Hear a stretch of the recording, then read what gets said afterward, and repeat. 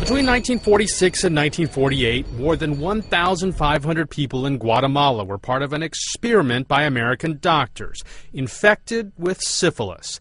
An investigation by the government of Guatemala says this was done to test the effectiveness of penicillin. Rafael Espada is the country's vice president.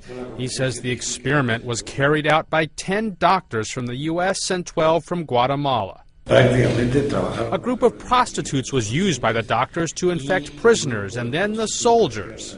More experiments were done with mentally ill patients and orphans.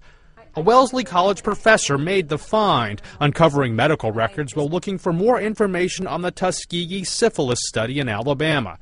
In Tuskegee, already infected patients were not treated.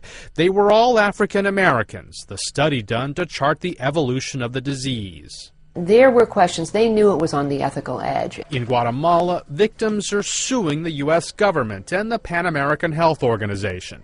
From President Barack Obama, an apology. But attorneys believe the victims deserve more than this. We took people who were healthy and intentionally gave them this disease without them ever knowing what was being done to them. The case has caused an uproar in Guatemala, where victims and witnesses say the experiments continued after 1948. And since the records went public, new victims have come forward. Carlos Telon suspects his brother, Victor Manuel, was infected in the psychiatric hospital. The doctor that treated him for years was one of those mentioned in the syphilis study, he says.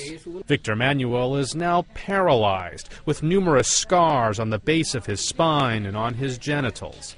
Now his brother hopes the lawsuit will bring better treatment and a decent bed. Lee Powell, The Associated Press.